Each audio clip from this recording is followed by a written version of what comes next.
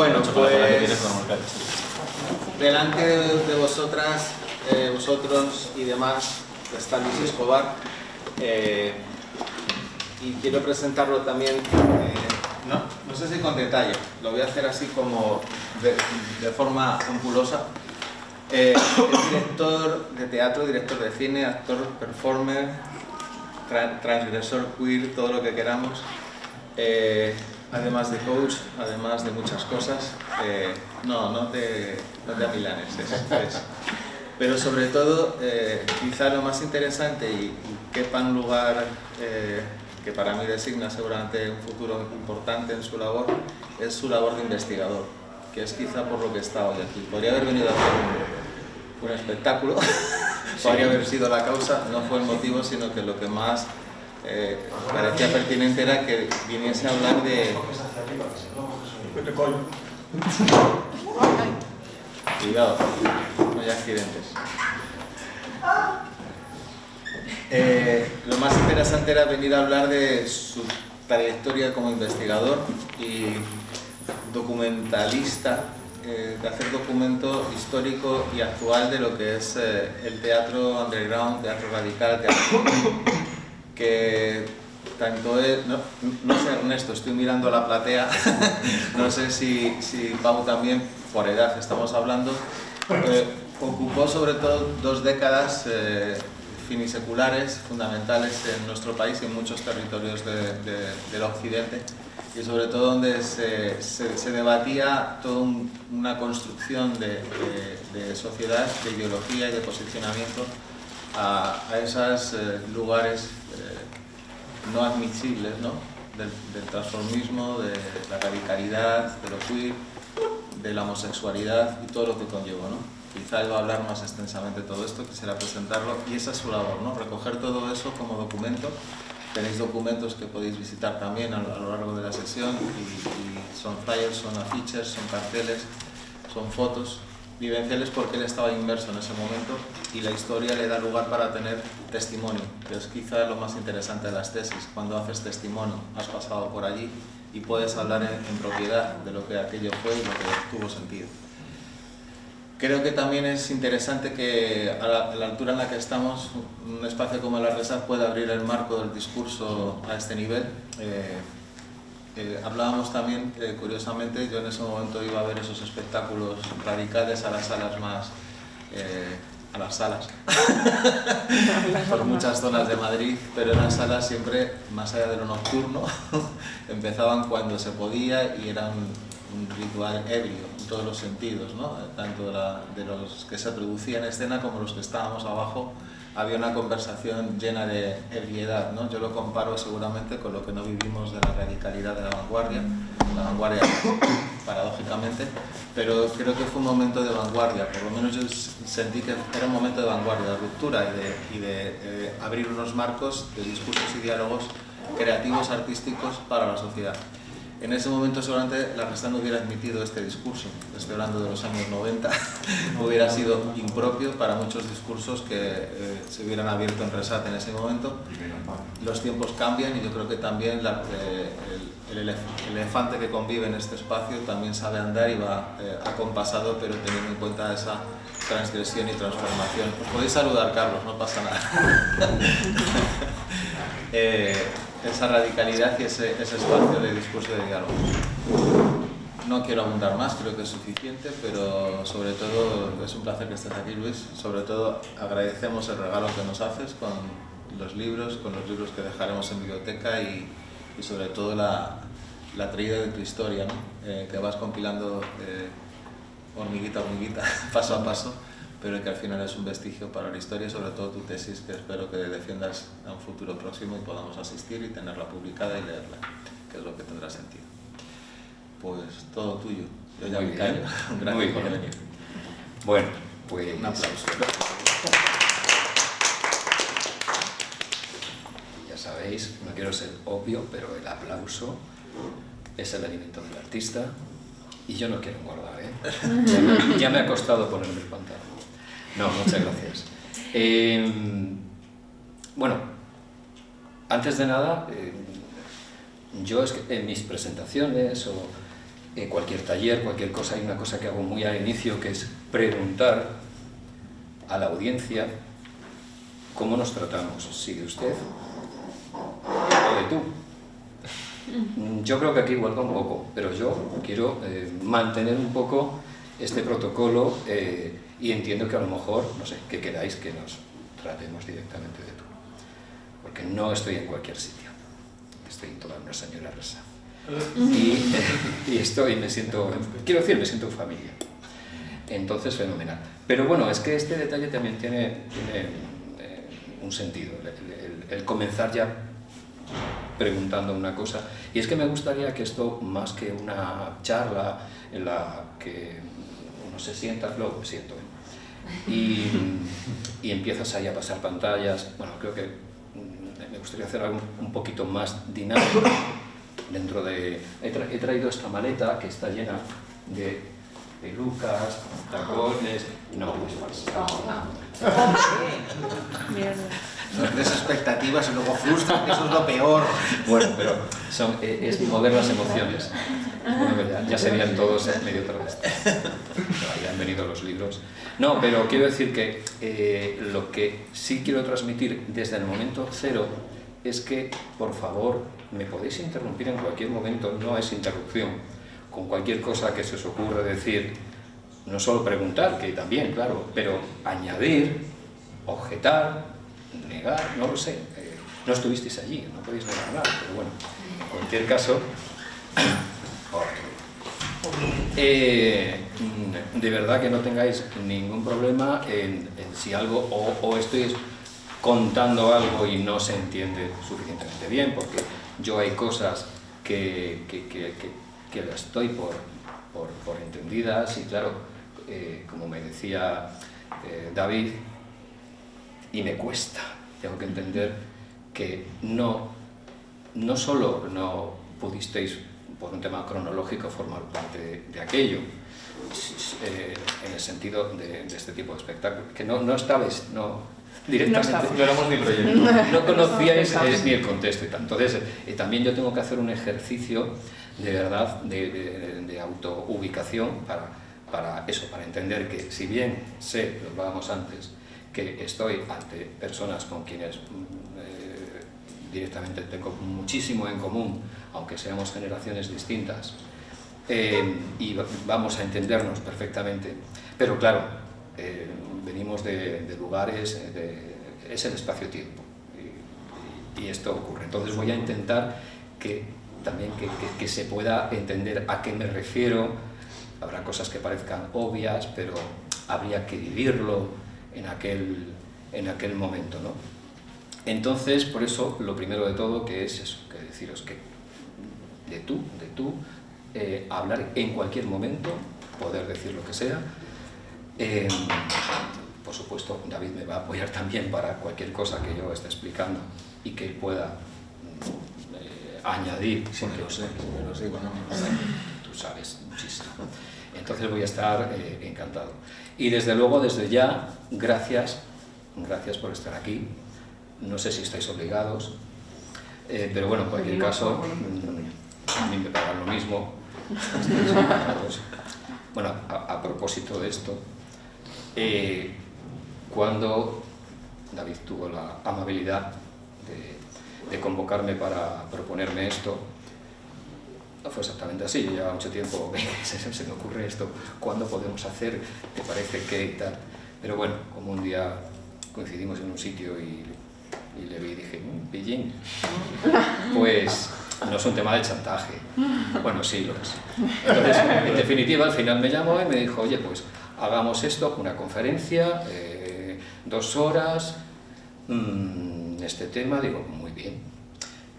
Yo, como, además de chantajista, soy muy profesional, lo primero que me interesé y lo primero que le pregunté fue por el presupuesto.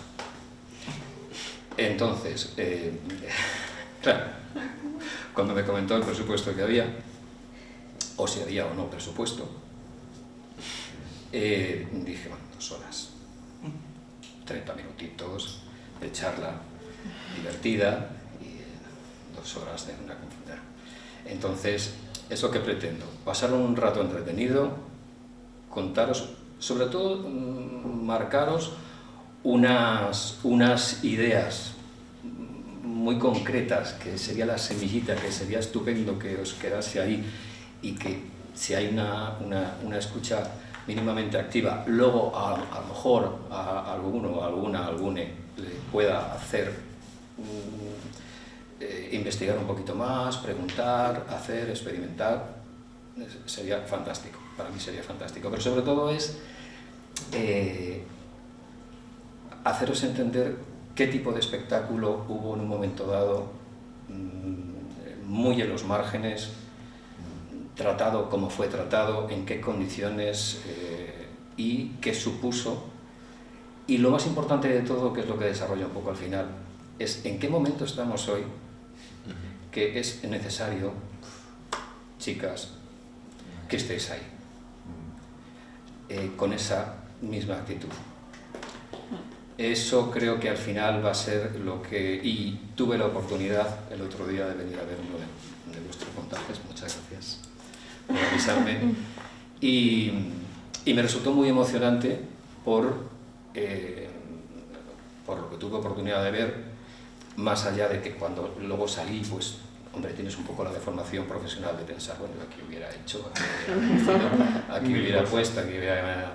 Pero según me iba a coger el autobús, pues había otras 5 personas esperando el autobús, más o menos de la misma edad,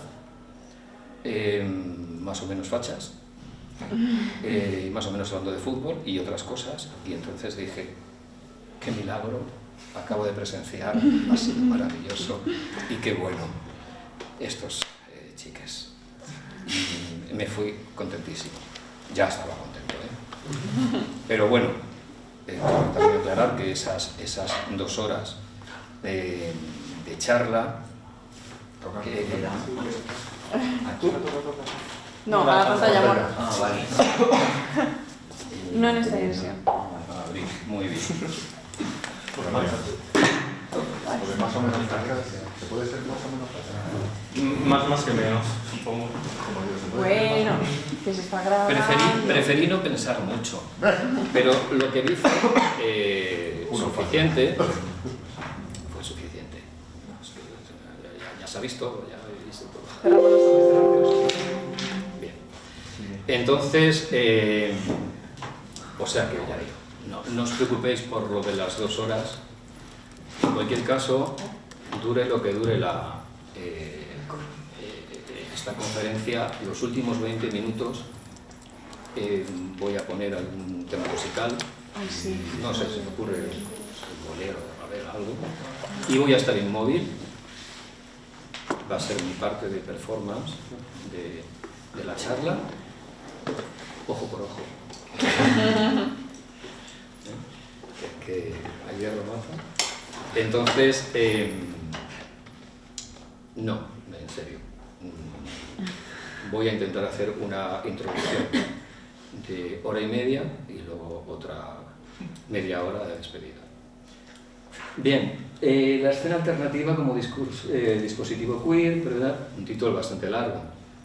Claro, quería que queda claro que sé de lo que hablo. Y de verdad, chicas, largas aquellas noches en las que estabas a las 12 para maquillarte, actuabas a las 3, pero tenías que esperar a que cerrara el local a las 5 e hicieran caja para a las 6 pagarte y llegar a tu casa a las 7 y eso era lo habitual. O sea que, bien, como venimos un poco redundando en ello, pero bueno, está bien. Ya os ha comentado un poquito David. Estoy intentando un poco especializarme en estudios queer y sobre todo en temas relacionados con el espectáculo. Esta es mi formación, estoy justamente ahora ya terminando el doctorado de antropología y siempre las cosas que he hecho pues he intentado hacer luego las últimas, las tesis o los trabajos fin de grado, de máster, siempre un poco metiendo por ahí la cosa, cupiera más o menos. Y bueno, pues como os decía, hablo desde dentro, no sobre tal tema, sino bueno, pues sobre algo que realmente he vivido.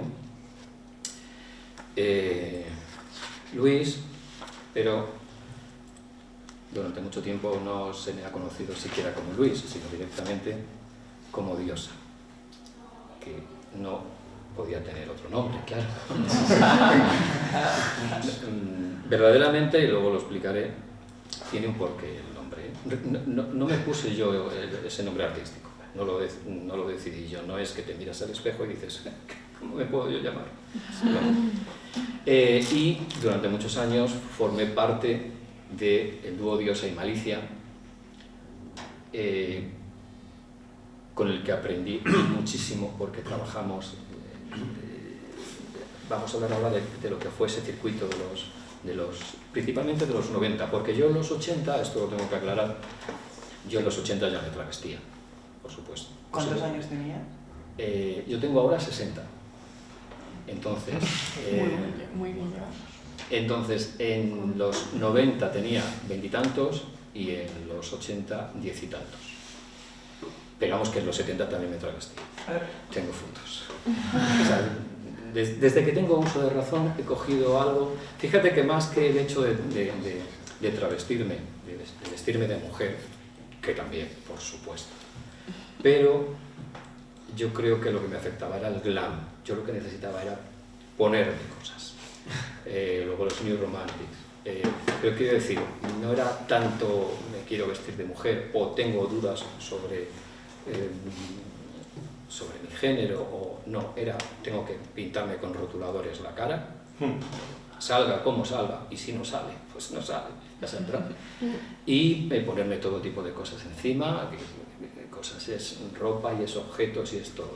Claro, como aparece Boy George, ya estaba David Bowie, en fin, quiero decir, con ese tipo de referentes, Nina Hagen, Grace Jones, pues era lo que me pedía el cuerpo, ponerme todo lo que me encontraba por el suelo. Pero yo en los 80 estaba en Cáceres.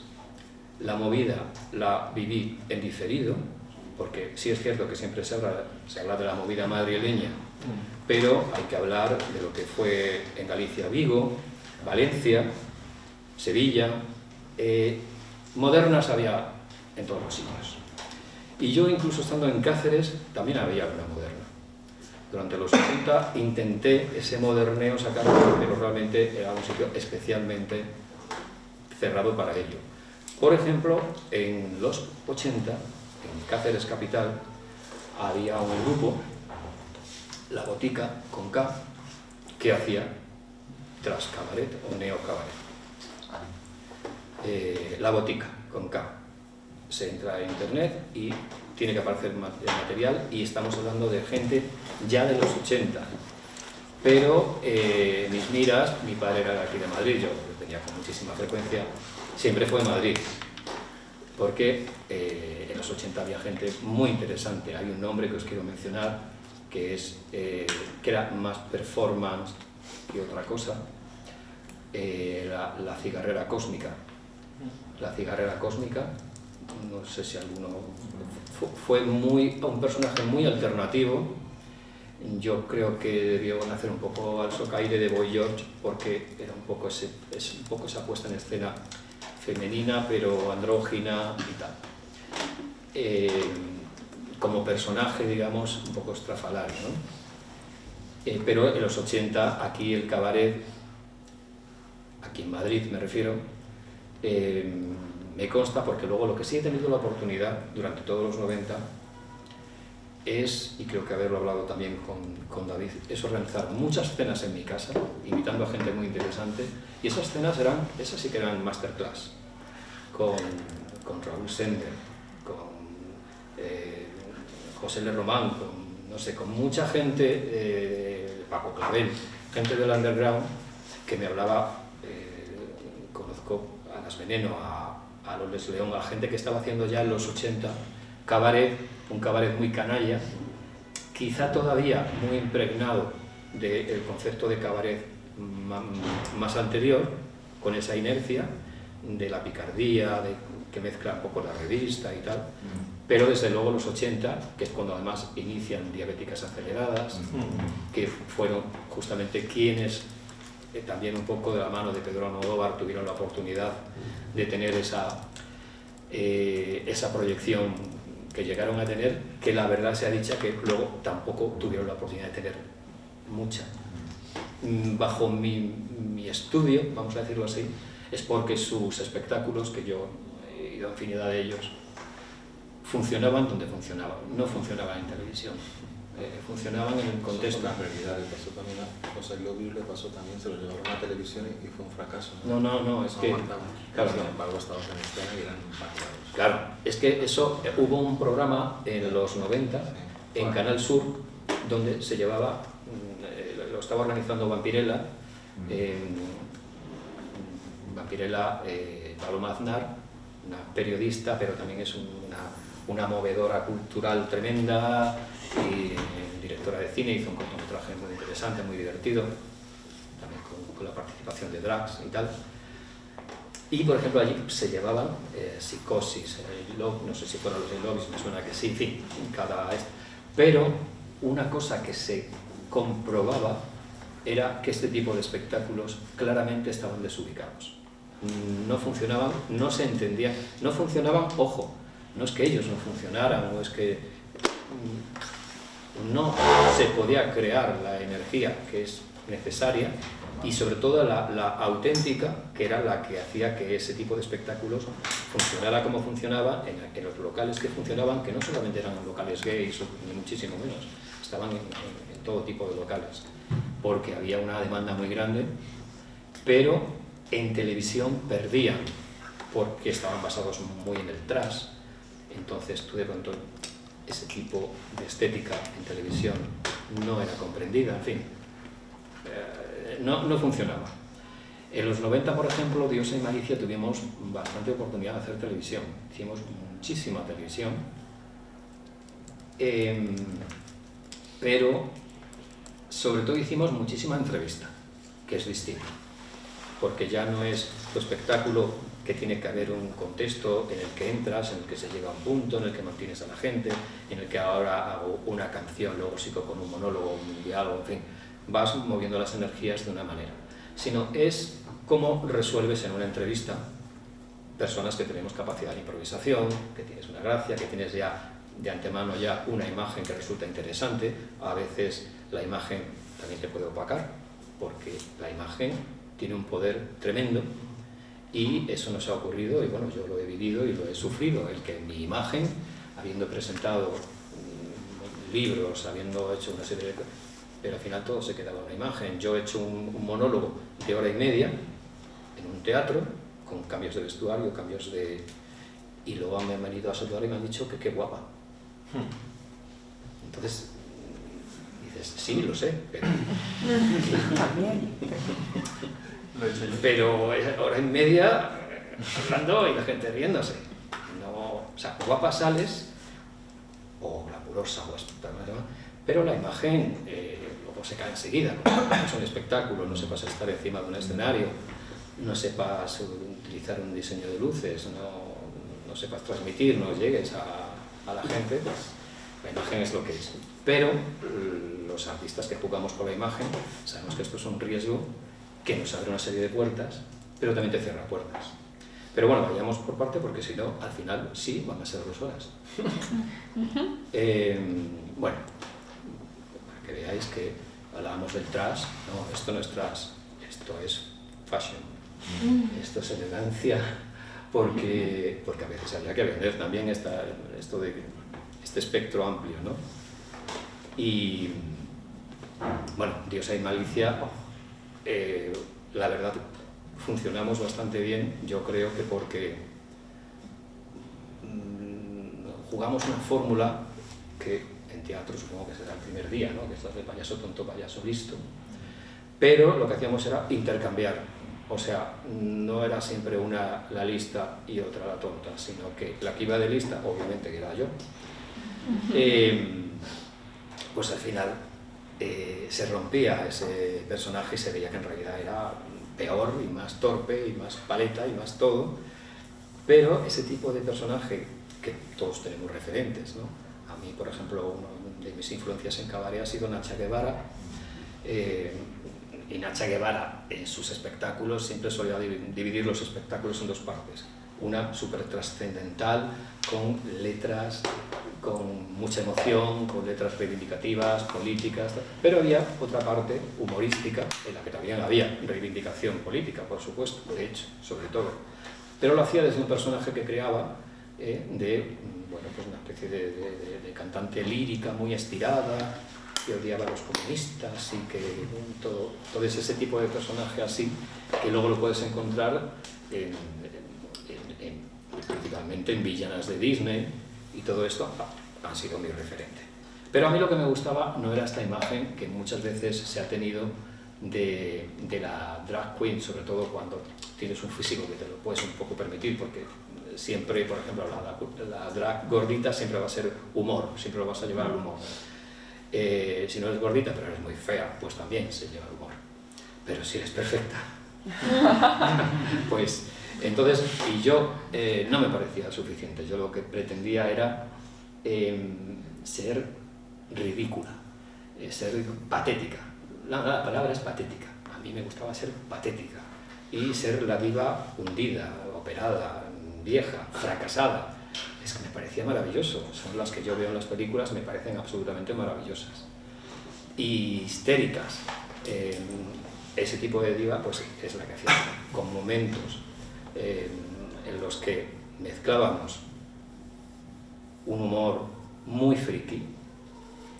Si tenías 100 personas de público, las referencias que soltabas las podían pillar con suerte 2, porque eran de series, de personajes, de libros, de cosas que no. Y luego también había una mezcla de humor, de este humor cáustico a un humor muy naif, de Mortadelo y Filemón. Entonces, con ese tipo de mezcla, por un lado llegabas a más público, pero sobre todo te sentías más tú, porque al fin y al cabo tú eras esa mezcla de ese tipo de humor, el humor absurdo, para mí el mayor y el mejor y el que más me ha resultado una influencia, Gila, sin lugar a dudas. Y lo he utilizado luego en mis escritos, porque el surrealismo es maravilloso, porque todo te sirve y todo lo puedes llevar a cualquier lugar. Pero pasemos de página. Entonces, pues era un poco deciros que sí, investigador, porque llega un punto en mi vida en que tengo interés por que todo aquello que viví, que me tiré a la piscina, casting, audiciones, funciones, actuar en restaurantes, espectáculo, en locales, en la calle, en el metro. En el metro porque nos invitaron y fue un festival y tal, no en el metro, a ver.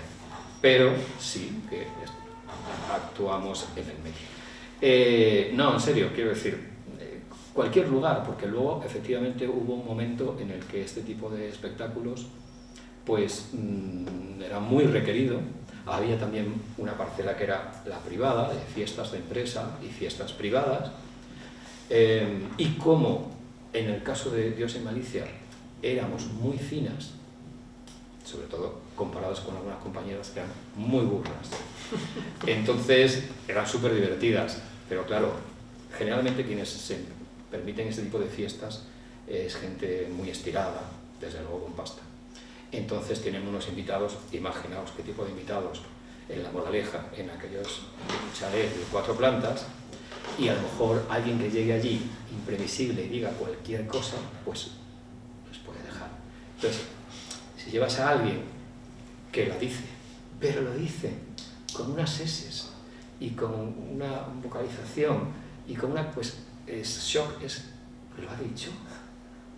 Entonces, no sé, pero qué guapa, elegantes, Entonces, estaba esa parte de las fiestas de empresa, las fiestas privadas, pero sobre todo que trabajamos muchísimo todo tipo de escenarios, porque además vivíamos de ello, comíamos de ello. sobrevivíamos de ello. Llegó un punto en el que ocurrió, por muchos años, que ya no se sobrevivía, se malvivía. Y yo no estoy acostumbrado a malvivir. Bohemio no soy. Entonces, y te metes en una edad, entonces dices, no, yo voy a seguir trabajando, pero no voy a prostituir mi personaje. Si yo voy a cantar y no hay un micrófono, no soy cantante de flamenco, no tengo un chorro de voz, canto en falsete, y muy bien, pero necesito un micrófono. Y metérmelo hasta la garganta, no por vicio, sino para que eso suene y pueda mantener el personaje. Porque una de las cosas que funcionó más de mi personaje fue el trabajo de voz. Yo ya en los 80 trabajé en radio, hacía personajes, de hecho porque era un programa grabado, y hacía unas especie de radionovelas que escribía yo los guiones y todos los personajes los hacía yo. Igual una bruja, y era voz de bruja, como una niña, como un señor, como todo igual. Entonces una de las cosas que realmente funcionó más, y para aquellos que conocisteis, hablo como en pasado, no, a mí me pagan mañana y me afeito, y pero ahora mismo no es el caso. Pues es el ver un personaje en el que la voz, que generalmente cuando ves a este tipo de artistas, a veces por físico, por muchas razones, pues consiguen un aspecto femenino fantástico, pero a lo mejor luego les traiciona sus posibilidades vocales, porque es así. Y máxime cuando hay que cantar. Y de pronto pues ves una folclórica, muy bien de folclórica, pero claro, te canta con una voz que a mí eso me parece fantástico. Pero el tema está en que a determinado público le puede choquear.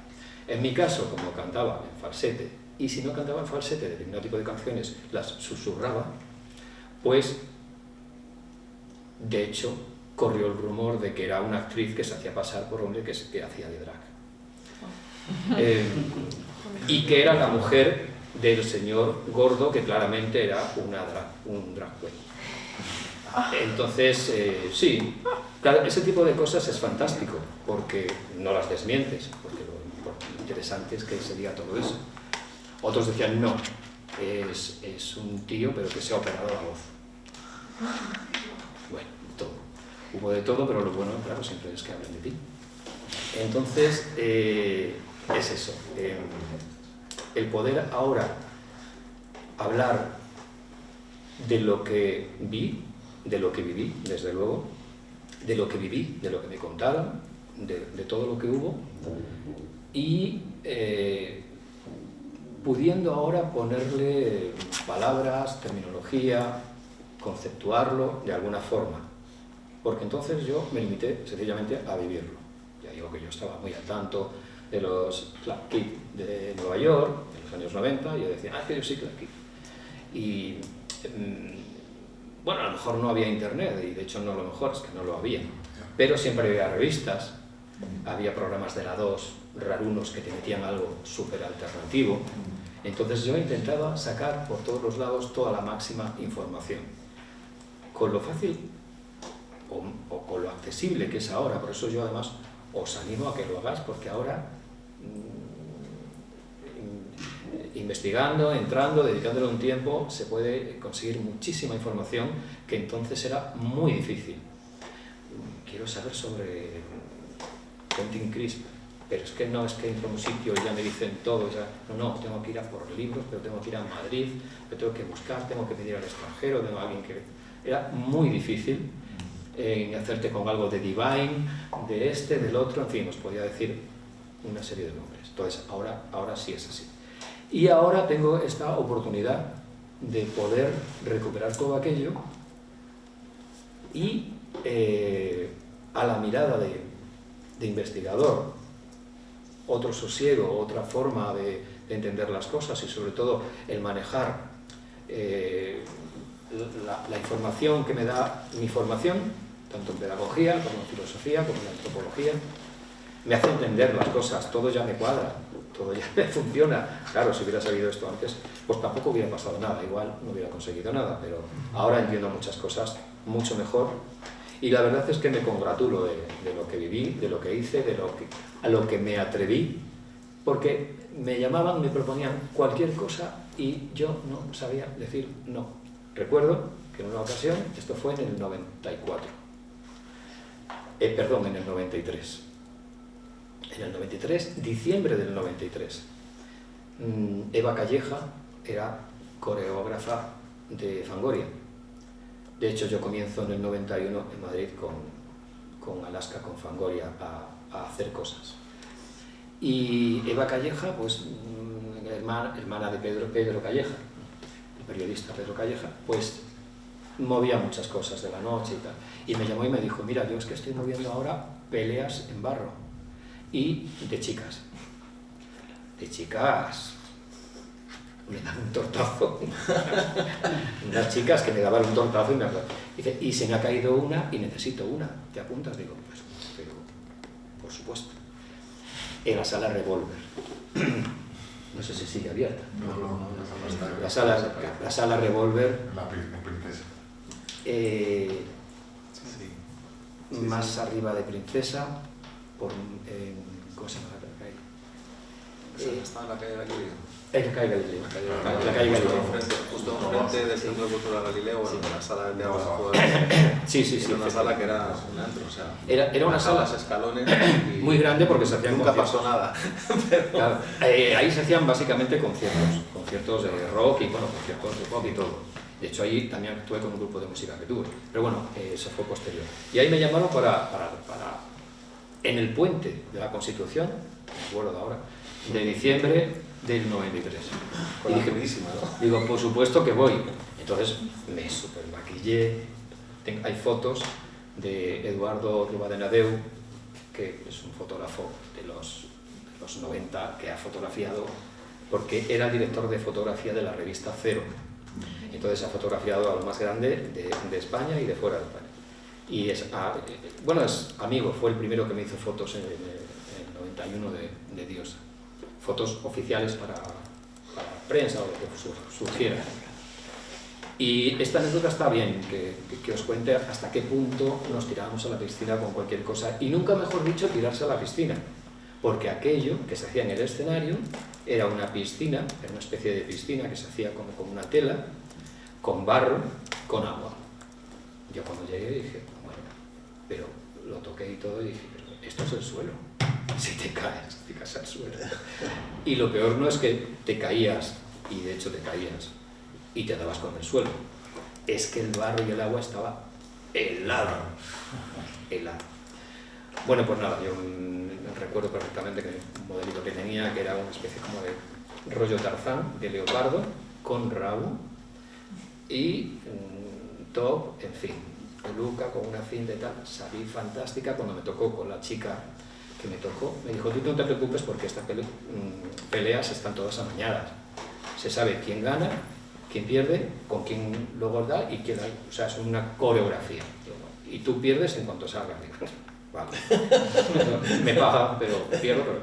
Entonces salí y, bueno, del primer manotazo me arrancó la peluca. Yo en aquel momento Quiero perder ya. Ya era calvo. Y era muy moderna, pero no tanto.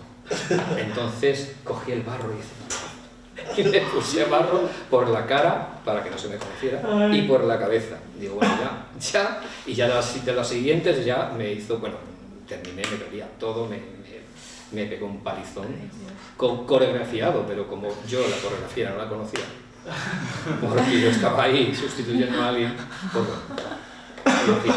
Solo os diré que cuando luego ya te retiras y vas al camerino y te retiras pues te quedas de color como si fueras un soldado de terracota. Luego ya te duchas y no pasa nada. Pero bueno, hasta ese punto, o sea, y como ese tipo de cosas era a todo lo que hubiera. Bueno, este es el trabajo que hice en filosofía, como cierre, para que veáis un poco el rollo de centrarme un poquito en el tema queer. Fue muy interesante esta investigación, muy interesante. Y mi pretensión es hacer un articulito. Por cierto, iba a comentarlo al principio, se me ha olvidado, como seguro un montón de cosas más. El tema es que voy a elaborar también un artículo con respecto a la conferencia de hoy, donde voy a intentar tener un planteamiento más académico y más teórico y más centrado en lo que es, no contando mi vida ni nada de esto, que es divertida, es muy interesante, pero no. Como me interesa mucho también el cine, pues está, por ejemplo, de un máster, pero esto no es un tema queer, bueno, es muy transversal, pero bueno, quiero decir que siempre he estado muy vinculado al cine porque mis padres tenían un cine, por cierto. Entonces, sí, de pequeño yo estaba en un cine, en la cabina del cine, en fin. Luego hay películas que me lo han copiado todo, no me han pagado royalties, pero esa ha sido mi... Y esta es una película que tuve la oportunidad de dirigir. En el 2008, el Ministerio de Cultura, pues me avisaron de que había un concurso de guiones. Y bueno, dije, pues a ver si me pongo y escribo un guión. Y me dijeron, no, pero se acaba mañana la fecha. Digo, pues gracias por decírmelo y que se acaba mañana. Pero tienes también mañana. Digo, bueno, entonces es pasado. No, hombre, tengo esta noche y mañana. Total, escribí una cosa, la envié, oye, que gane el concurso. Yo nunca he ganado nada, no compro ni lotería ni nada, porque es tirar el dinero, es que no gano nada. De hecho, las veces que he ido a algún concurso, drag y tal, me han dicho, no vas a ganar. Digo, ¿por qué? Dice, no, porque te pagamos para que vengas de ese nivel tal y cual, pero que sepas que gana la hija del dueño de la discoteca. Digo, en fin, yo no he ganado nada. Pero bueno, ahí pude ganar, gané un dinerito para hacer este trabajo. Fue donde nos conocimos. Sí, con un vestuario muy bonito. Claro, Pinilla y yo. Y de que algunos sale de figuración. Sí. Y yo de figuración. Claro, que estás claro. Pues fíjate, ese detalle, claro, efectivamente, tienes toda la razón. Bueno, pues, fija, 2 años. Los trapos sucios y los lindos. No, para que veáis que yo, mis amigos, yo los meto en todo, yo, como Almodóvar. Entonces el tema está, es que es verdad, fíjate, no me acordaba. Y como no lo he vuelto a ver, porque yo mis libros no los vuelvo a leer, mis cosas no las vuelvo a ver, no vuelvo a ver nada. Pero sí es cierto, sí recordaba, no recuerdo exactamente cómo nos conocimos aquí en mi hablaría. A través de Iván Gallego y yo al vestuario. O sea, claro, que tú llevabas el departamento de vestuario. Sí. Y esto fue en el 2010. Entonces, pues nada, aquí nos conocimos, pues fíjate. ¿Y se puede ver en alguna plataforma? Está en YouTube. Sí. Vale. Cuando entras en YouTube, te dice que vas a ver una cosa tremenda. Tú sabrás si lo quieres ver. Nada. O sea, más infantil. ¿O no? No puede ser una cosa de comer. Vamos, es que es una cosa ridícula. Pero bueno. Casi blanca, ¿no? Es más rosa, pero quiero decir que... Entonces, si ponéis Luis Escobar, cortometraje muy mujer, tiene que salir por un lado la canción principal de este mediometraje, que la canta Soraya Arnelas, tuvo la amabilidad de prestar su voz. La producción musical la hizo Juan Sueiro, que es quien hace la producción de Fangoria, y toda la música incidental la hizo Juan, y es creación de Juan. Yo hice la canción, la cantó Soraya, y todos estos amigos aparecen y fue fantástico, fue una experiencia fantástica. Luego, el siguiente año, pues en el Sky Cinema, que entiendo que lo conoceréis porque eso sí que se mantiene y está ahí, y además ahora tiene muchísimo nombre a nivel internacional. Bueno, es el festival de cine LGTBIQ+ de lengua hispana más importante, o más relevante, o más... Pues ganó el premio a mejor obra y premio a mejor corto. Entonces, pues, contentísimo con este trabajo. Y esto es el trabajo en el que yo estoy ahora en el doctorado implicado, que es un estudio del binarismo a través del trabajo del transformismo. Yo lo llamo aquí, lo he sustantivado como drag queenismo, porque claro, esa diferencia, que lo voy a explicar luego más adelante, lo digo ahora, entre el transformismo, drag queen, bueno, a ver, es una diferencia epocal. El drag es sencillamente una forma contemporánea de transformismo, pero todo es espectáculo que juega con los estereotipos de género. Sí es cierto que generalmente el transformismo clásico, generalmente, también había mucha moderna durante el siglo XX por todas partes, pero generalmente lo que se hace es más bien una imitación del género contrario. Generalmente pues, los actores lo que hacen es de mujer, o imitación de mujer en sí, o imitación ya de una mujer concreta, Marilyn Monroe o la que fuera.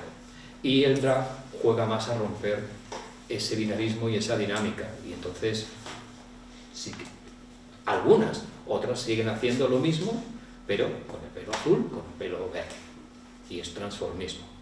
Claro, tú ves un artista transformista haciendo de Lola Flores,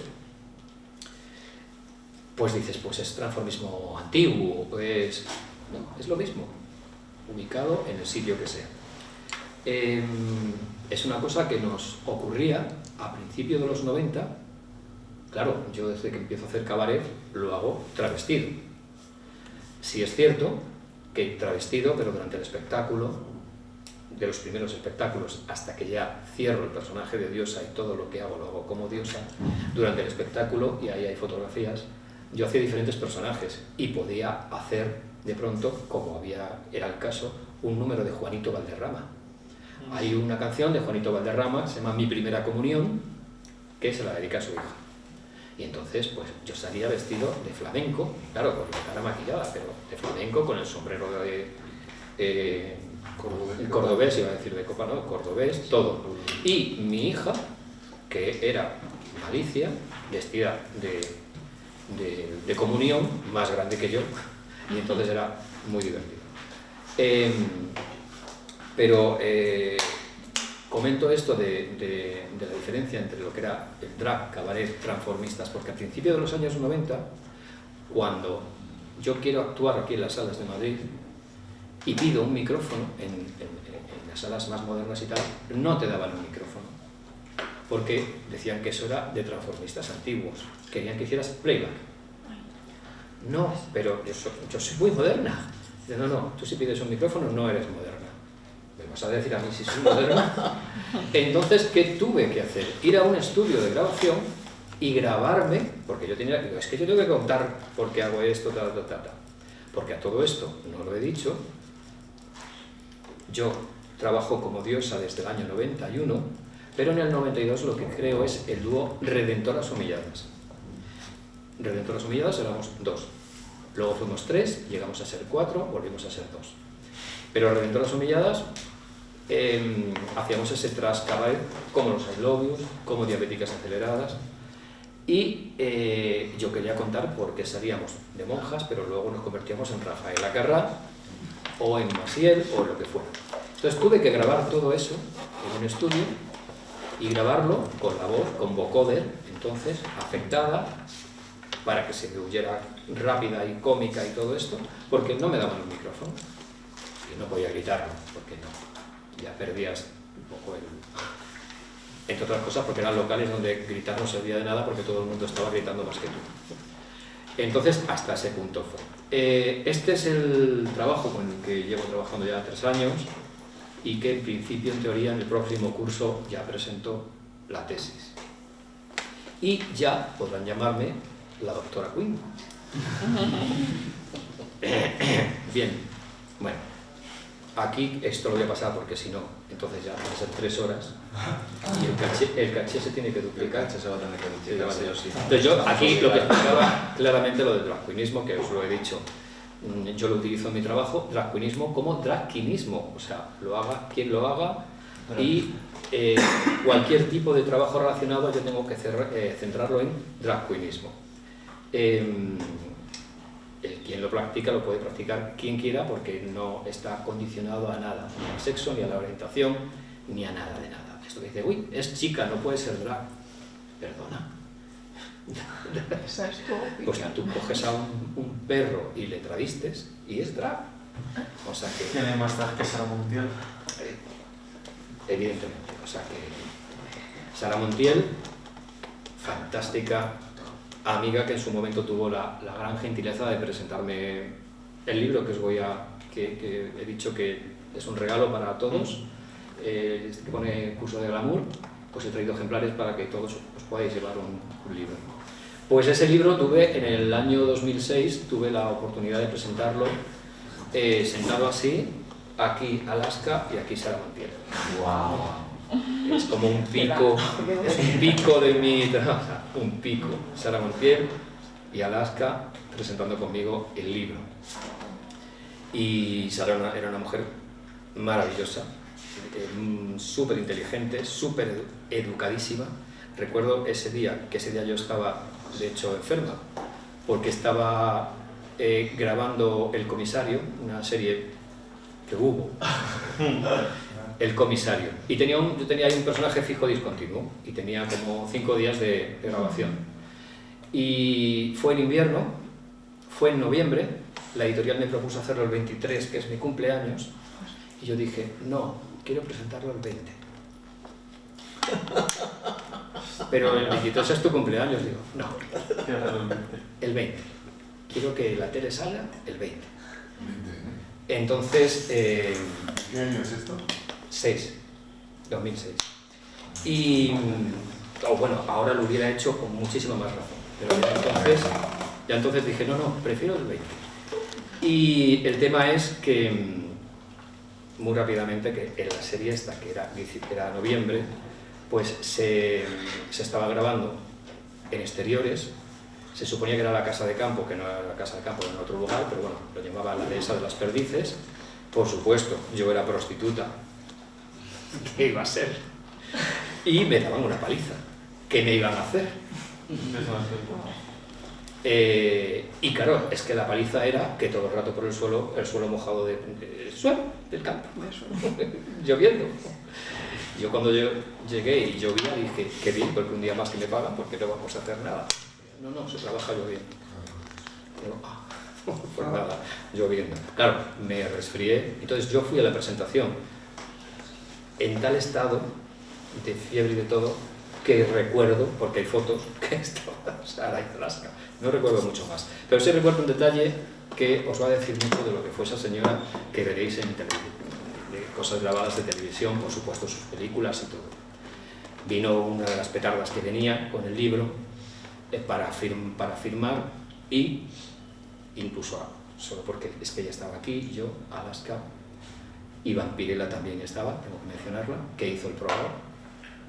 Y entonces le dijo a Sara, ¿me firmas? Y dijo, no, primero la autora y luego ya te firmo yo. O sea que ese tipo de cosas son clases que te dan, y son clases de clase.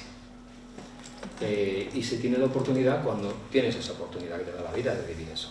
Bueno, pues, ¿dónde y cuándo? Pues ya os he dicho que esto es en cualquier sitio, pero sí es importante dejar claro que siempre que es un evento, como tengo ahí, un evento efímero, porque yo lo que estoy estudiando en este trabajo no es el travestismo como una parafilia o como un paso previo a la transexualidad, no, es el travestismo, que realmente es transformismo, como espectáculo, y entonces hay una burbuja de contención que es el escenario, el que sea, aunque no haya un escenario como tal. En cuántos sitios hemos tenido que actuar. Hubo un local muy emblemático en Chueca, era Chueca, realmente casi dando ya en Gran Vía, pero bueno, se puede decir que era Chueca, que fue el XX Café, XXX, 3X Café. Este local fue el primer local de Chueca que abrió sus ventanas, el primero, y copió los locales de Estados Unidos porque la persona que llevaba este local viajaba mucho, estaba en Berlín, Nueva York, era muy moderna también. Y entonces él hizo una cosa que fue diferente y luego fue muy copiada. Los camareros eran todos culturistas, culturistas con plumas. El sitio estaba totalmente abierto por todos los lados y nos llamó para la inauguración. Eso supuso que luego ya, en el 98, 99 de edad, hasta el 2000 no sé cuánto, ya nos quedamos allí, nuestra casa.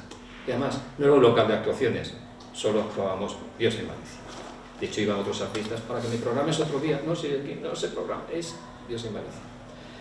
Y el día de la inauguración, es que esto de los espacios, es que tengo que decirlo.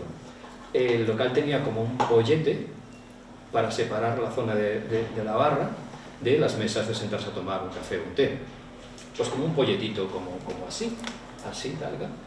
Pues actuamos subidas en el pollete. No sé cómo lo hice. Con tacones, con los tacones así. Yo me lo dicen ahora y digo, pero ¿cómo me voy a subir ahí? Me mato. ¿Y cómo hago una coreografía de una canción? Pues no lo sé, lo hice. Yo creo que eso es funambulismo, ¿no? ¿Cuenta? No, prácticamente. Yo creo que eso es algo... En fin, eso lo hicimos. Bueno, vamos a pasar de lo que es esa investigación, porque lo que estoy diciendo. Y comenzamos ahora, comenzamos la charla. Vas bien. Voy bien de tiempo, ¿no? Bien, la escena alternativa como dispositivo queer, bla, bla, bla. Os comentaba al principio que para mí lo interesante y principalmente, además, para los que estáis estudiando dirección, para todos, para todas, pero máxime cuando te implicas en la construcción de antemano de cualquier tipo de proyecto teatral, lo importante de entender esta idea mía que es que en este tipo de espectáculos no se trataba de representar lo que había, lo que hay, como puedes hacer pues, no sé, en teatro costumbrista, se me ocurre, no sé, o casi en cualquier otro, sino que se trataba de producir cosas nuevas. Por eso de pronto tenías compañeras que, pues, no te digo ya salir con barba y con peluca, con todo, como se hace, ¿no? Pero bueno, si tú salías con un escote y tenías todo el pecho con vello, pues salir con un escote, con un vestido, con una peluca, maquillado, estás ya rompiendo. Y es de lo que se trataba. Y no se hacía por hacer algo de una forma sucia en el sentido de dejada. Era algo actitudinal, absolutamente actitudinal, era lo que querías hacer, porque vestidos cerrados, en el rastro, muchísimos. Pero la idea era esa. Entonces, yo lo que pienso es que es lo que ocurre en este tipo de espectáculos y lo que es imprescindible que siga habiendo este tipo de espectáculos, en los que no nos limitemos a construir algo que hay, contando una historia que queremos, sino que propongamos cosas nuevas, que nos propongamos a nosotras mismas, a tu hermana, que sabes que es así, a aquel que conoces, o a aquel que te imaginas, o aquella, o aquello. Y la hipótesis central en este sentido es cómo en aquel momento, en aquellos años 80 y 90, como os decía, yo en los 80 lo estuve haciendo en Cáceres, pero era como, ¿cómo se dice?, predicar en el desierto, porque no había contexto, eras tan rara que ni piedras te tiraban, porque no eras tampoco como para vamos al pilón con ella, era algo que a la gente le choqueaba y no lo entendía. Entonces no lograbas lo que querías, porque igualmente te podía ocurrir en Madrid estar en un local y que algo que tú hicieras no fuera entendido, pero había otro contexto. Allí sencillamente era una cosa que eras como invisible. A pesar, como os he dicho, que había algún grupo que hacía ya cosas muy humorísticas, la gente se quedaba con lo humorístico, con lo divertido, con lo extraño, con llevar una regadera en la cabeza con una flor que luego va unido. Bueno, eran performance. Desde luego lo que yo hacía, que ya hacía el tema monjas, porque no me digas por qué, pero las monjas siempre, desde que tengo uso de razón, me encantan las monjas y yo dije, cuando tenga mi espectáculo va a ser mi primer show aquí en Madrid, debutando en Morocco y presentada por Alaska, fue Fantasías de monja. En el Morocco. Pues mi espectáculo fue Fantasías de monja. Fantasías de monja porque en Entre tinieblas de Pedro Almodóvar, que es mi película favorita de todas, las tendrá mejores o las tendrá todo, Pero tiene monjas. pero ¿y qué monjas? Monjas yonkis, monjas todo. Entonces, En mi mujer salen dos monjas también. mi madre, me sale mi madre de monja con un caniche, porque era una monja muy sui generis. Sí, tenía que meter unas monjas, yo no podía hacer, yo cualquier cosa, pues hay unas monjas, sí. Entonces, un poco lo que os decía, que es un dispositivo queer, es un elemento que actúa construyendo, destruyendo y construyendo. Destruye la norma, destruye lo que hay para ofrecerte otra cosa.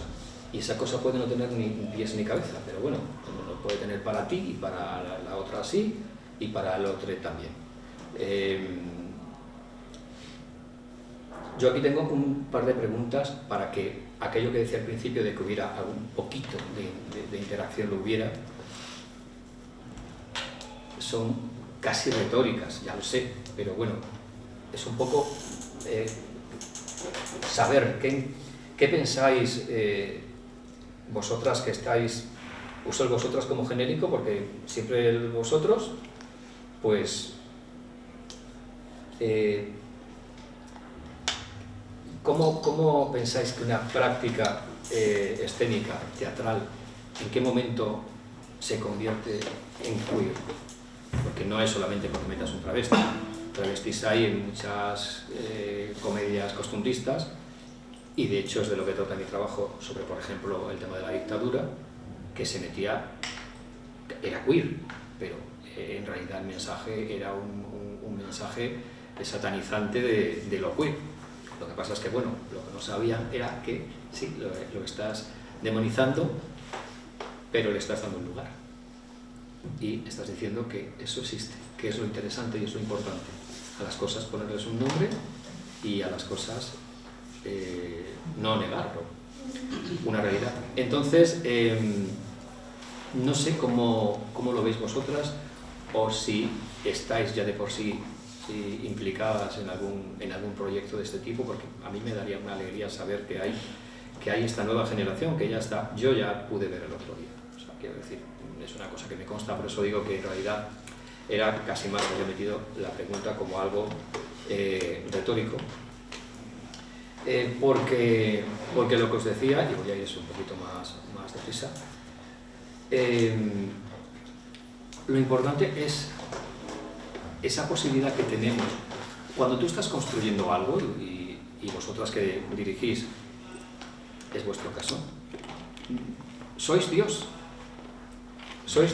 y vais a manejar un universo durante un tiempo, que es lo que ha hecho Dios, que no existe, que hay un universo y todo tiene un tiempo. O sea, sois diosas, yo más, pero bueno, entonces tenéis la posibilidad de crear y de crear subjetividad, individuos, estéticas,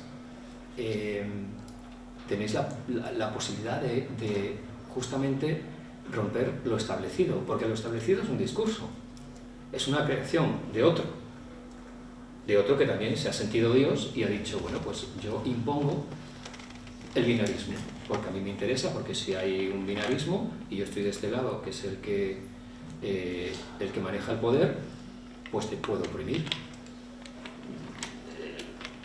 Tan sencillo como eso, vamos, no tiene mucho más.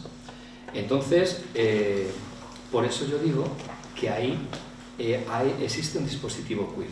porque tenemos la oportunidad, y es lo que hacemos cuando jugamos con los clichés y los estereotipos de género, es lo que estamos creando.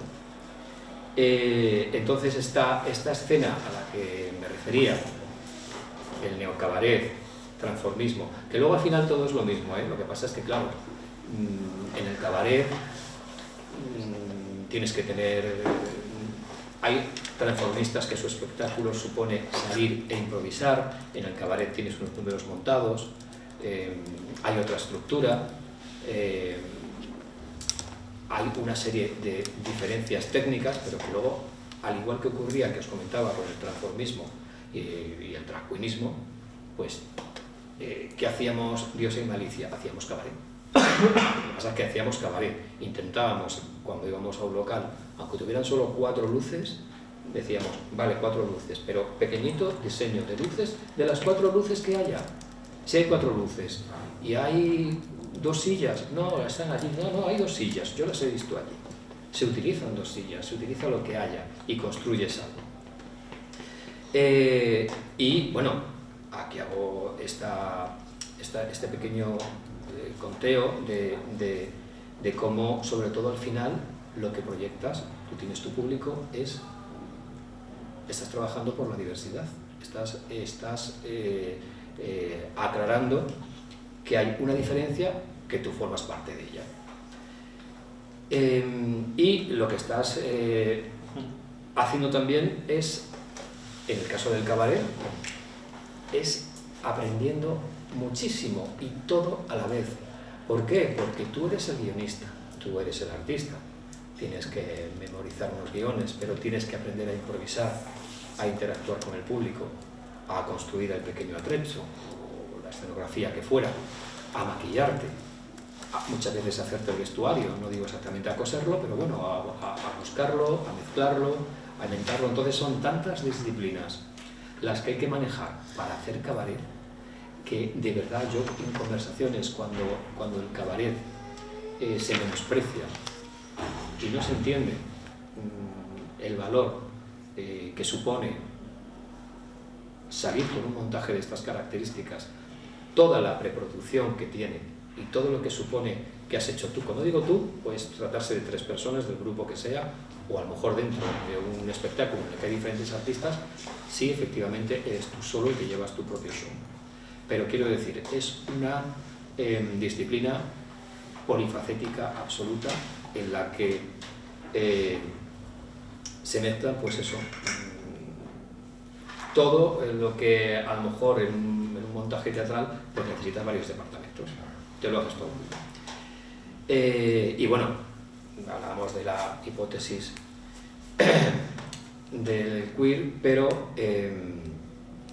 nos encontramos con una cosa que no hemos comentado todavía, como en esos 80, que todos hemos escuchado sobre la movida, lo que supuso en España esa posibilidad de experimentar, de investigar, la libertad, la diversión, la fiesta, de lo que veníamos, y cómo todo eso se cercena de pronto con la aparición, con la llegada del VIH-Sida. Esto supuso, podría haber supuesto muchas cosas, porque claro, el SIDA en aquel momento se relacionaba exclusivamente con la persona homosexual. Entonces, esto hubiera podido llevar a ese tipo de espectáculos, pues a ocultarlos o a hacerlos desaparecer. Pero estos espectáculos lo que hicieron fue, como transformista que uno es transformarlos y convertirlos, no sé si decir en una herramienta o en un arma, pero desde luego lo que hubo fue un punto de inflexión que hizo que estos espectáculos, muchas veces blancos, muchas veces, bueno, sin demasiado contenido, la verdad, de puro entretenimiento, se convirtieran en algo más complejo y en algo, sobre todo, muy necesario para una comunidad que estaba siendo golpeada y que tenía un contexto súper hostil en el que tenías que sobrevivir. Entonces, esto es lo que se vivía en los 80, pero que también, quiero decir, se extendió a los 90. Se extendió a los 90 porque se tardó bastante, por un lado, en conseguir determinado tipo de tratamientos, No vamos a entrar en temas médicos, esto es un tema discursivo y es lo que nos interesa, pero sobre todo en todo lo que supuso de prejuicio, porque el cuerpo de ese artista se había convertido ya en sospechoso. El artista alternativo estaba ligado a la comunidad LGTBIQ+, y entonces eras sospechoso, eras señalado, eras peligroso y eras descartado en muchas ocasiones. Y que seguimos arrastrando. O sea, de hecho hoy voy a ver, porque se estrenó hoy Chidosa, la nueva película de Eduardo Casanova, que habla básicamente de eso, de cómo el estigma lo hemos arrastrado toda la comunidad hasta 2026, día de hoy. Claro, pero imagínate si lo que... Claro, en aquella época es que era ver a todas las personas de tu entorno morir sin ningún tipo de ayuda, sin ningún tipo de... En fin, bueno. No, aquello fue tremendo y muchísimos artistas, muchos artistas que pertenecían de antemano a este contexto, claro, pues se fueron quedando por el camino, y por eso el ámbito de la escena alternativa fue la casa de acogida por un lado, de las personas que realmente tenían el problema como tal, pero que el problema luego lo arrastrábamos todos, porque, insisto, todos éramos sospechosos. Entonces, lo que pasa es que luego había algunos que eran los que realmente y lamentablemente pues se quedaron. Bueno, aquí hay una serie de conceptos clave que vienen quedando claro a lo largo de toda la charla. Y, en definitiva, esto es un poco redundar en lo que os he comentado, ¿no? En que yo, si bien en el artículo que se publique, me viene genial además tener esa oportunidad, pues lo explique todo de una forma mucho más técnica, lo tengo ya anotado. Pero bueno, aquí estoy muy entrando en la intrahistoria porque me interesa más tocar un poco más lo emocional, y por eso lo estoy llevando también un poco al show, a lo que yo estoy acostumbrado, que es al espectáculo, al monólogo y al humor. Y bueno, pues no es un fallo metodológico, es un poco coherencia epistemológica, es que se entienda de dónde vengo y por qué estoy aquí. Entonces, es eso, es la intrahistoria, es intrahistoria, y alguien, y no solo yo en exclusión ni mucho menos, pero alguien tiene que empezar a contar este tipo de cosas. Efectivamente yo estoy empezando a recabar, porque mayormente todo lo que tengo es principalmente las cosas en las que aparecía yo, y es muchísimo material, mi grupo, mi dúo y todo. Pero también tengo luego cosas de la época, y ahora es cuando estoy entrando en el contacto con compañeros que sigan ahí, porque bueno, hay una generación. Yo, por ejemplo, para el otro trabajo de la tesis doctoral, pues ya hay algunos artistas que yo quería entrevistar que ya no están, porque yo estoy entrevistando a drags de Drag Race de aquí de España, súper jóvenes, que te aportan una visión fantástica. Algunos no son de España, con lo cual pues ahí hay otras connotaciones maravillosas que me vienen fenomenal, y que además entienden todo el tema queer fenomenal, porque ya tienen otra educación al respecto. Pero está muy bien la generación, pero más mayor que yo, que se puede ser más mayor que yo, y hay una generación más mayor, pero que claro, que ya se van yendo. Entonces los estoy entrevistando, y a la que es, digamos, mi generación, que fuimos un poco los que estuvimos ahí en esos 80 y 90, pues es con quien estoy contactando para también hacerme con material, no solamente mío, sino enriquecerlo, digitalizarlo y poder tenerlo ahí para que los demás podáis acudir a él. Bueno, no sé si conocéis a Judith Butler, pero en fin. Esa es la reacción. Bueno, ella es realmente quien capitanea el concepto de la filosofía queer. Judith, que estuvo además hace poco aquí, no pude ir, que yo estaba mal en cama, dando una conferencia, me parece que en el Reina Sofía, o creo, sí, hace nada, creo que hace un mes o algo así. Qué rabia, pero bueno, porque es historia. Judith Butler es historia de la cultura LGTBI+. Ella es la que construye el concepto de lo queer, no porque antes no estuviera ahí, pero bueno, es la que le da nombre y la que le da un pozo metodológico y la que hace un trabajo. Hay más intelectuales aparte de ella, pero bueno, ella es un poco la más comercial. Y bueno, y Michel Foucault, que también es muy importante y que es otro intelectual a quien tener en cuenta cuando quieres investigar un poquito de todas estas cosas. Bueno, luego también está Preciado. Claro,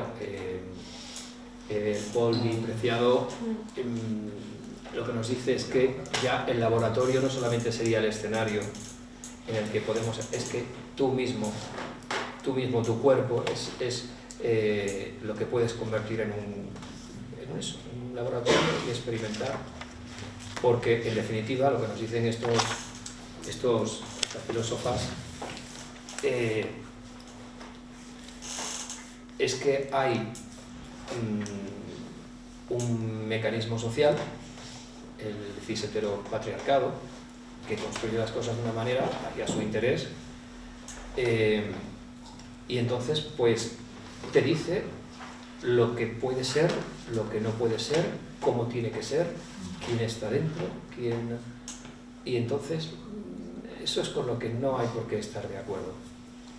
Y aunque parezca inofensivo, este tipo de espectáculos han sido un arma fantástica para desmontar eso.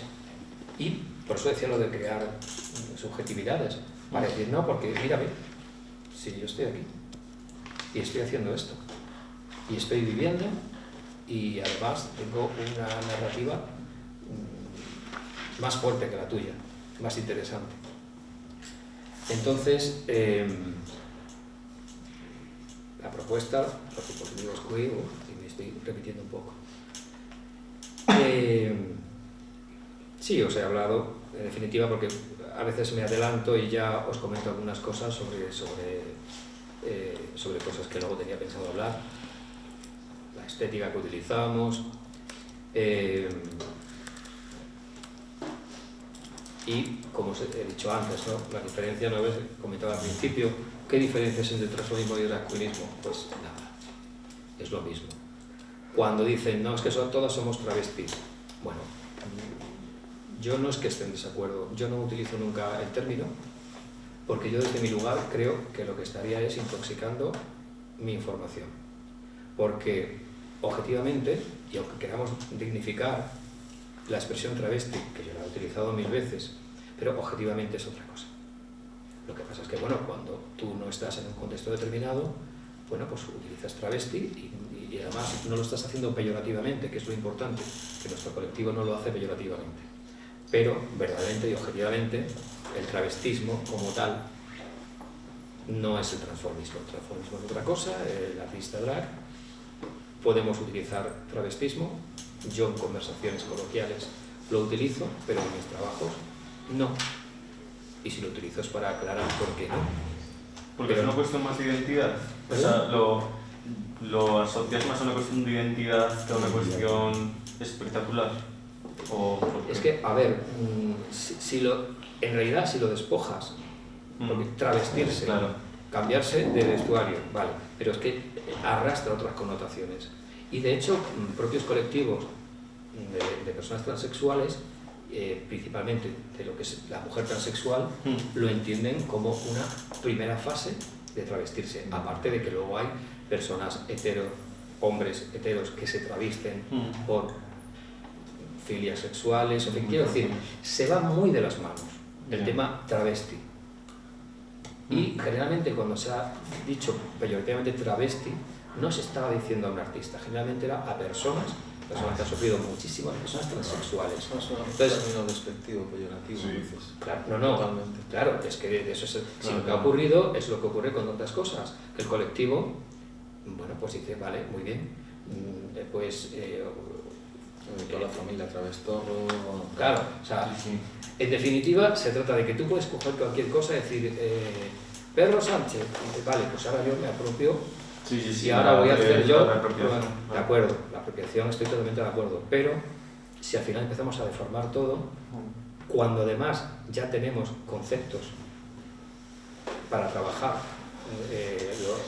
términos para trabajar determinados conceptos, porque confundí, pero quiero decir que me Sí, encanta la palabra, la utilizo todo, pero yo en trabajos prefiero dejar claro lo que yo entiendo por un o una travesti.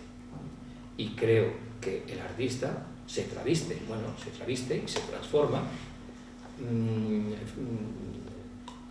Robert Englund, que hace de Freddy Krueger, es travesti, porque se viste de Robert Englund. No se viste de mujer, pero bueno, en una de las películas sí, sale travestido, de enfermera. Es travesti. Entonces creo que es un poco confusión, tampoco lo vamos a liar con ello, no tiene tampoco mayor importancia. Ya, pero sí, sí. Pero más que nada es que si existe transformista, artista transformista, actor que se transforma o actriz, evidentemente que me da igual. Y una vez que yo conocía el término drag desde principios de los 80, porque recuerdo que en una entrevista de una revista a Boy George decía, no soy una drag queen, año 82, no soy una drag queen, que luego le ha dicho que sí, bueno, en fin, luego se ha dicho muchas veces, pero bueno, y además ahí estaba traducido como no soy una reina del drag, o sea, no era una drag queen. Y yo a partir de ahí empecé a investigar ese término, ¿no? Pero quiero decir, aquí llega a finales de los 90. Yo, cuando empiezo a trabajar en Madrid, nadie decía Diosa es una drag queen, decían es una artista de cabaret. Artista de cabaret. Tampoco me llamaban travesti. Y desde luego, transformista, como iba así muy moderna, tampoco me solían decir transformista, que tampoco me importa. Entonces... Y el término drag, ¿te acuerdas un día en clase? Sí, hablando de qué viene realmente el término drag. Lo de Teresa Sequier, del teatro isabelino... Claro, pero bueno, primero que hay como varias propuestas. Se habla justamente de los hombres que interpretaban a mujeres con vestidos de época, con vestidos largos de época y que arrastraban. Claro. Entonces, quiero decir, podría ser. Sí, estuvimos hablando de que hay como muchas teorías de dónde viene el término, Sí, claro. pero yo ninguna fuente de las que he visto es como que puedes decir, vale, es esto claramente. Es que, pero Tampoco nos importa. te va a ocurrir con determinadas cosas, que al final, Claro. Porque es que sigues escarbando, luego hay cosas que se confunden, porque luego también, claro, es un tema de idiomas y de pasarlo a un lugar a otro ya se le da otra idea, es un poco complicado. En principio se ubica ahí, lo que has dicho, Carlos, y tiene que ver con la idea del glamour de los hombres vestidos de época de mujer, arrastrando, entonces reina y el arrastrar el vestuario, sería un poco por ahí. Pero yo prefiero utilizar eso, aunque siempre he sido a lo mejor más de utilizar las cosas, o sea, quiero decir que no tengo ningún problema con terminología, pero habiendo drag queen transformista, bueno, pues travesti, podemos decir que no. Entonces, bueno, pues un poco lo que os decía antes, que no, aquí tratamos esto como un dispositivo, efectivamente, biopolítico, que genera una narrativa negativa hacia un colectivo, y la respuesta nuestra, ¿cuál es? Pues el tomar la pelota y devolverla. Y entonces, un fenómeno discursivo, efectivamente, y entonces te dicen, te señalan. La escena, ¿qué es lo que hacemos en la escena? Pues erotizarlo, no negarlo, parodiarlo, denunciar. Una cosa muy importante que fue justamente eso, crear comunidad, porque os repito que muchos se nos fueron, y muchos de los que se fueron no tenían familia, no porque no la tuvieran, sino porque no había un contacto familiar, porque ya de antemano, no por este tema de la enfermedad, sino por la orientación afectivo-sexual, ya había habido una desconexión. Y en definitiva, y entrando en los años 90, aquella movida se pasó a denominar, no tuvo ese digamos, esa proyección como lo que fue la movida de los 80, pero en Madrid, principalmente en Madrid, se empezó a hablar de la removida, porque sí es cierto que durante los 90, y algunos fuimos testigos de ello, pues durante los 90, o sea, era actividades prácticamente todas las noches, montones de locales, hubo una efervescencia, al menos yo la que viví. Claro, es cierto que venía de Cáceres, venía de un nivel mucho más bajo de espectáculos y de propuestas, pero cuando yo llego en el 91 a Madrid, a partir de esa era un no parar, sino que si querías te maquillabas un lunes y no te desmaquillabas hasta el domingo, con un poquito de cuidado, que durmieras así, ¿no? Y bueno, voy a ir ya. Pasa el tiempo. Pasa el tiempo, no, por eso es que digo, voy a tener que... En definitiva, lo que hacemos es sabotear las imposiciones de género, reapropiación del estigma, efectivamente, es decir, estamos aquí, no nos avergonzamos, vamos a no solo seguir defendiendo lo que hacemos, sino que además vamos a sobredimensionarlo, vamos a jugar al exceso y el humor se convierte efectivamente en un mecanismo de supervivencia, porque si eres un poco inteligente, ¿qué puedes hacer? Aquí menciono, y lo voy a leer porque me parece interesante, directamente lo que supuso ese tipo de espectáculos, que fue duelo, porque hubo alguna noche en la que tuviste que salir a actuar llorando por lo que estaba ocurriendo, por lo que estabas viviendo, o por quien se había ido ese mismo día. Jugar con la ironía, desde luego ejercer mucha resistencia, eso es una cosa que desgasta mucho, pero también te enriquece emocionalmente, porque te pone a prueba y porque te hace llegar a límites en los que un artista, verdaderamente ese tipo de límites emocionales, si no eres un desequilibrado y tienes un poquito de capacidad para saber manejarlo, pues yo he hecho cosas en teatro en las que he tenido que llorar y afortunadamente en este sentido pues ha sido hacer así, porque esas herramientas ya las construí entonces y ocurre.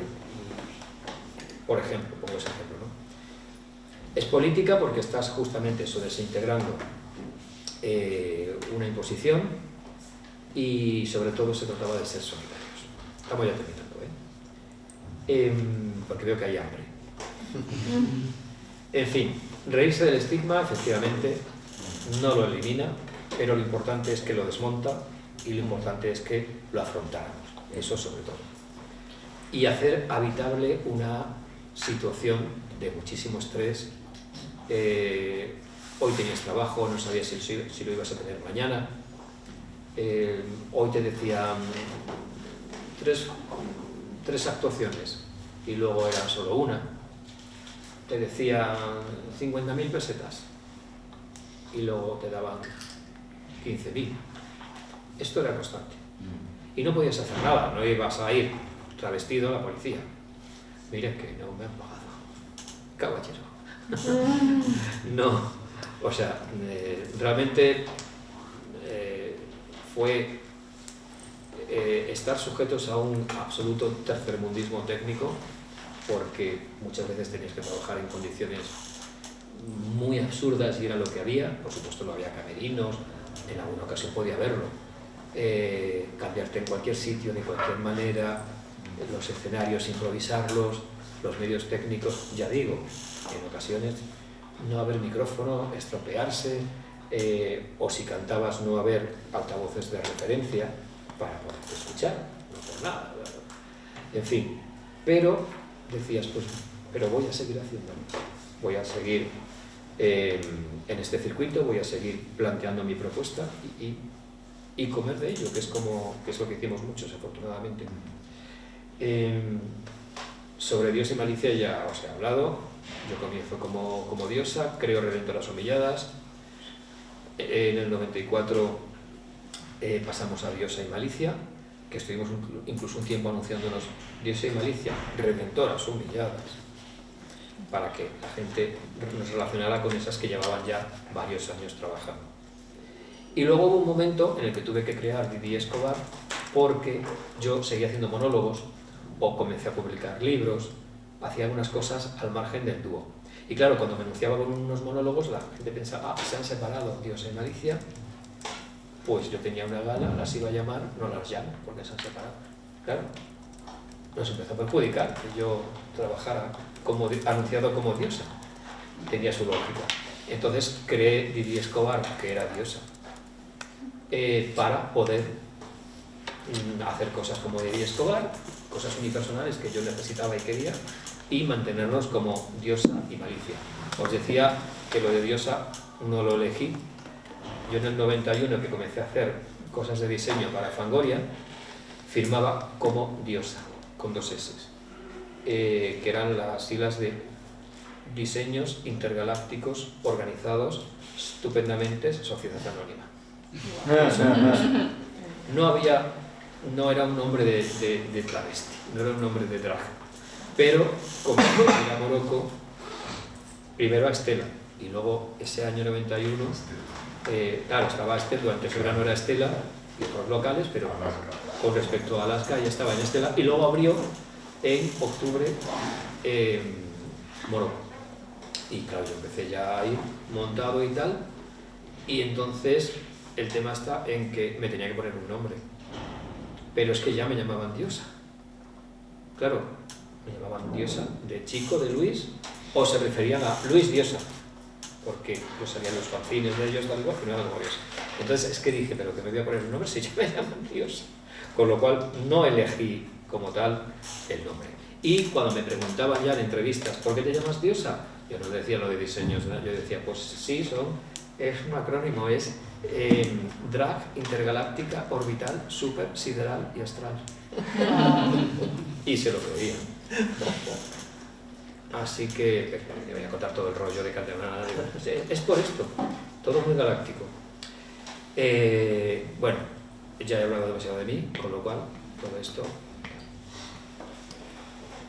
El punto que os quería dejar claro, ya terminando, que es cómo aquella escena alternativa, la escena alternativa, es una máquina de producción de realidad, puede serlo, y sé que va a seguir siéndolo así. Y aquí entramos en las cuestiones últimas, en el punto en el que nos encontramos ahora. Claro, ahora desde hace unos años, por ejemplo, pues hay un programa de televisión en el que conste que me han llamado para ir. Yo no hablo desde el rencor, no, pero quiero decir que me han llamado para ir, lo que pasa es que me han hecho en 2 ocasiones propuestas y no me han parecido propuestas interesantes, con la cantidad de compañeras que irían a cualquier propuesta y a concursar o a lo que fuera. Pero me encantaría ir, más que nada porque creo que es un lugar representativo y poder ir incluso a contar cosas, pero la verdad es que las propuestas me han parecido flojas. Y creo que lo más importante de todo en esta vida es tener criterio y mantenerlo, incluso aunque pierdas oportunidades. Yo siempre he actuado así, claro, por eso no he llegado tampoco a mucho más allá, pero siempre he intentado que prevalezca cierto criterio de las cosas. Entonces,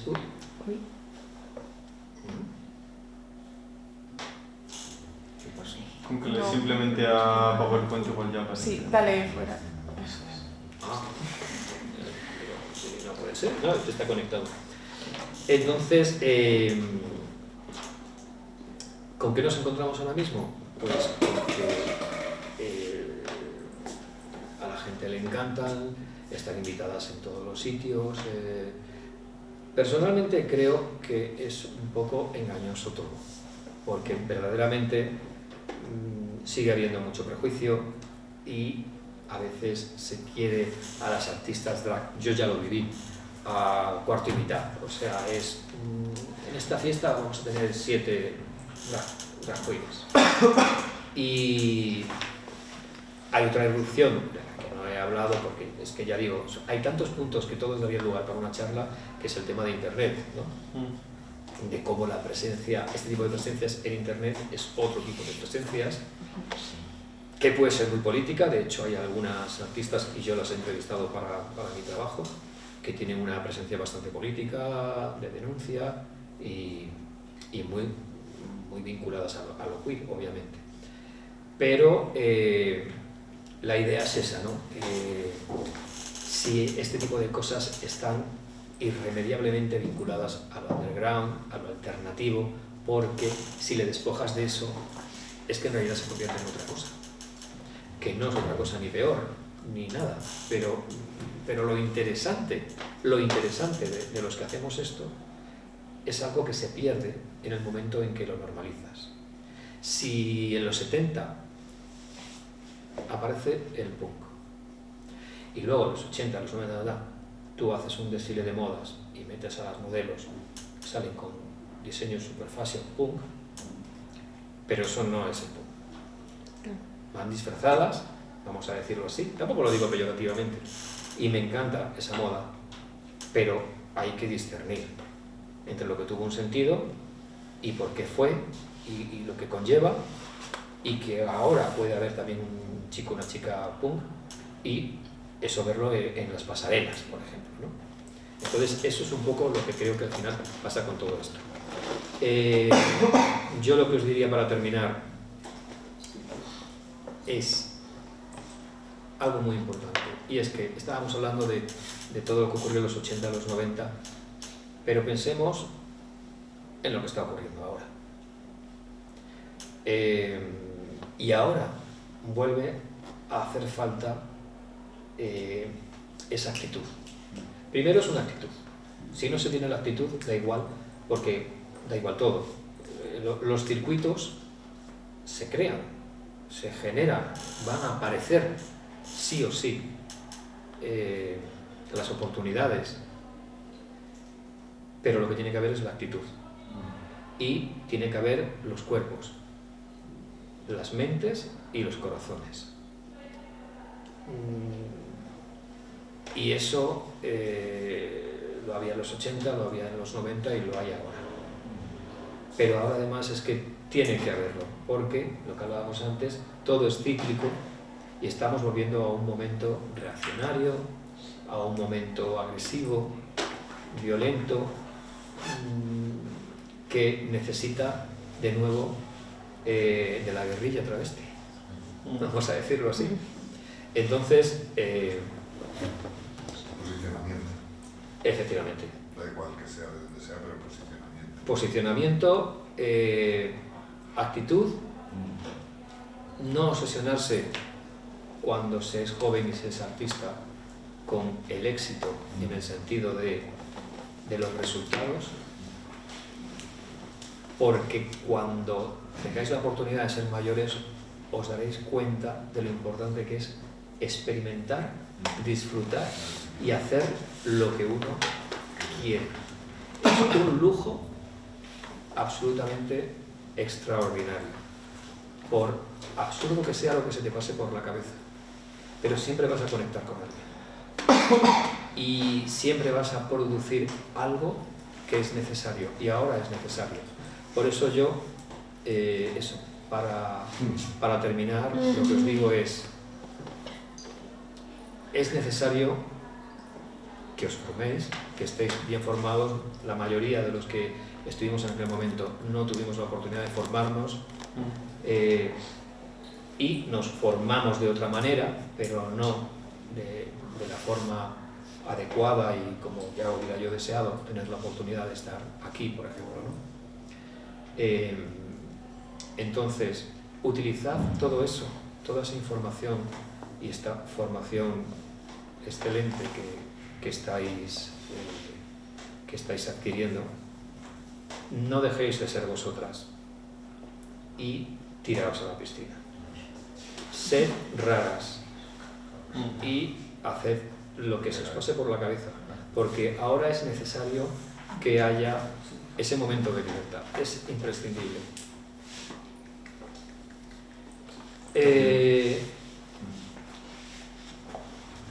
Y con esto me despido.